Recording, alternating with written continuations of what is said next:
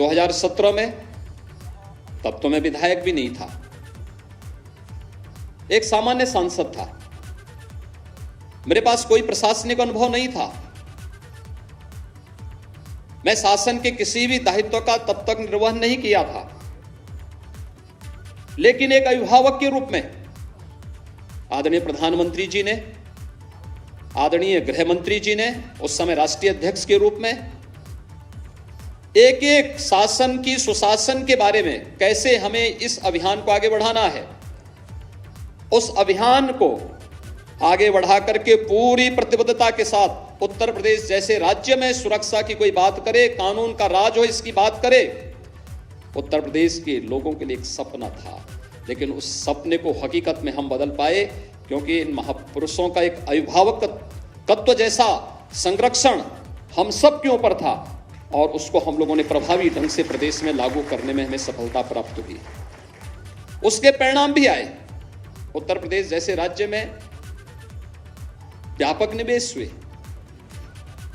उत्तर प्रदेश में रिफॉर्म की बात हो सकती है, उत्तर प्रदेश में विकास की बात हो सकती है, उत्तर प्रदेश जैसे राज्य में भी सुशासन की बात हो सकती है और उत्तर प्रदेश जैसी घनी आबादी का राज्य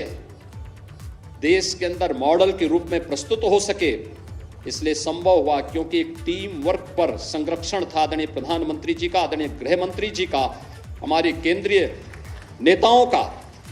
और एक अभिभावक के रूप में समय समय पर जिस रूप में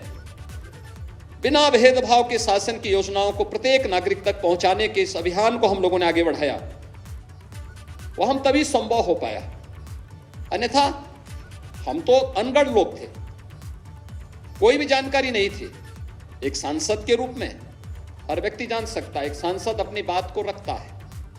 संसद में रख सकता है, लेकिन शासकीय कार्य कैसे संपादित होने हैं,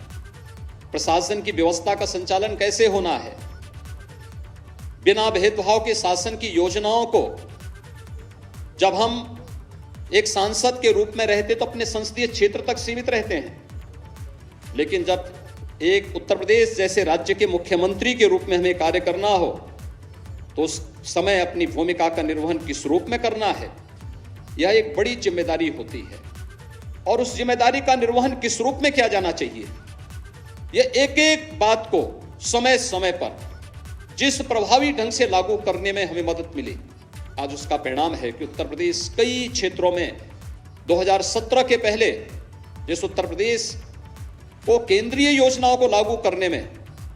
या स्वयं की कोई योजना तो होती नहीं थी, लेकिन केंद्रीय योजनाओं को भी लागू करने में जिसकी भूमिका सबसे पीछे होती थी, जिसके कारण केंद्रीय योजनाएं देश के अंदर कहीं ना कहीं उनके मार्ग में उत्तर प्रदेश एक बैरियर दिखाई देता था, आज उत्तर प्रदेश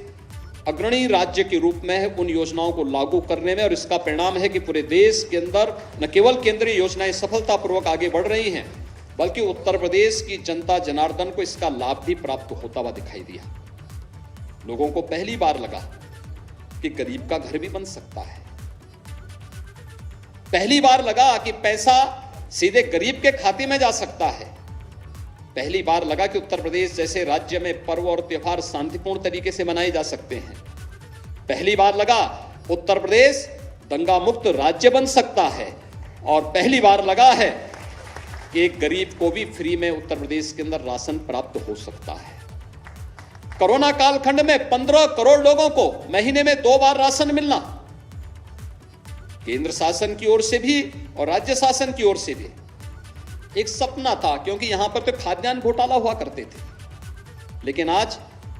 प्रत्येक नागरिक को तकनीक का उपयोग करके, जिस तकनीक के लिए प्रधानमंत्री जी का बार बार जोर रहता था, आज उस गरीब को उस योजना का लाभ प्राप्त हुआ है। और हमने देखा इस पूरे चुनाव में सचमुच जनता भले ही प्रतिक्रिया व्यक्त न कर